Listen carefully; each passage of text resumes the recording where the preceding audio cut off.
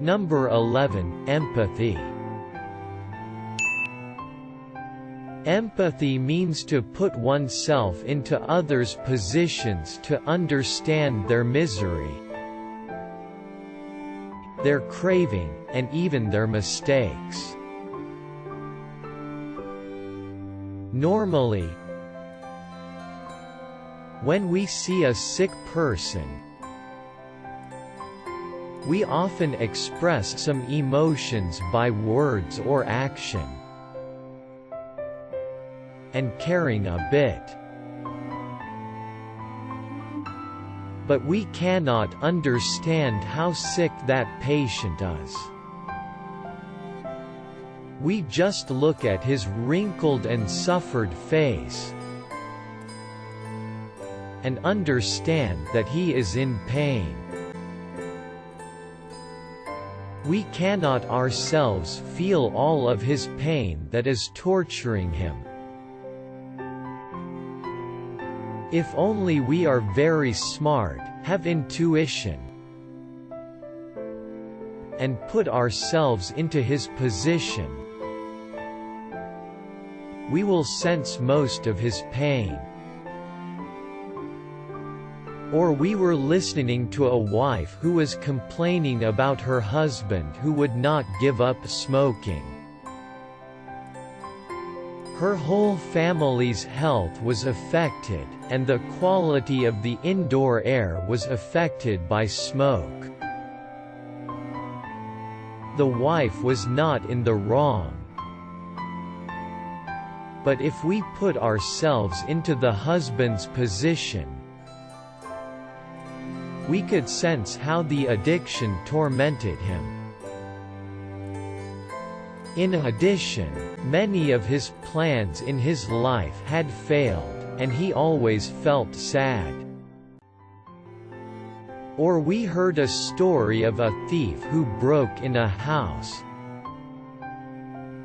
was discovered, but ran and escaped. We can put ourselves into the thief's position to understand his psyche with greed, recklessness, influence from other bad people, and his life deadlock. We can also put ourselves into the house owner to understand his fright and outrage when being broken in. When we put ourselves into others' position, we can understand them more. Sometimes we will sympathize more, sometimes we will be more severe. Sympathizing means what we first perceived was not completely true, and his sins were not so evil. But we can also find out that a pitiful person is actually cruel and despicable. We must cultivate empathy to live in this life. Life always has two sides. The outside differs from the inside. Words differ from thoughts. Actions differ from intent. We must look deeply into people's hearts to make our own attitude more accurate. We should not blame hastily when someone makes mistakes. We should not praise hastily when someone does good deeds. We need to understand their real nature.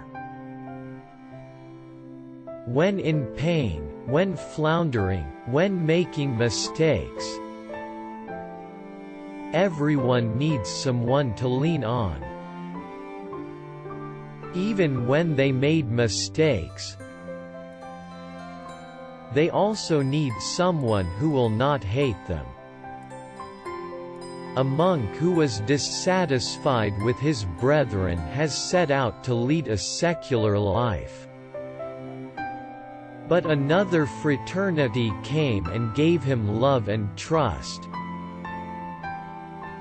So the monk stood up to keep his religious life again.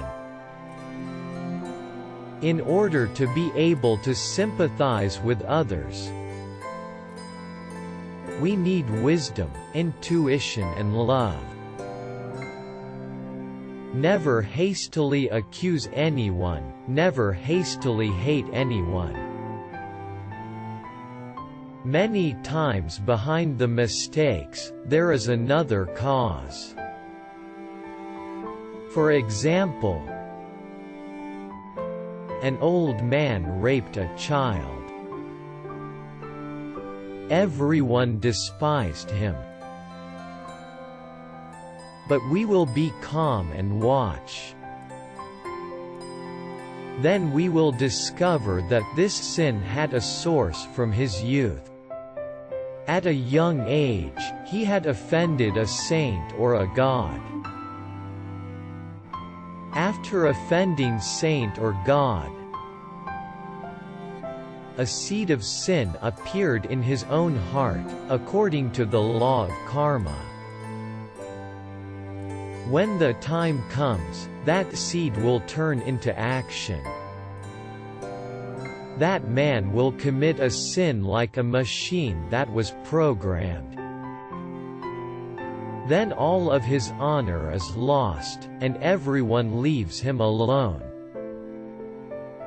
Another example, a poor student is coming to the deadline for a fee payment, without any money. We will understand that there are thousands of thoughts which are dancing in his head. Even thought of suicide. Sympathize, for we cannot ignore him. An ethical person can always empathize with others deeply. Then we will know how to act more positively.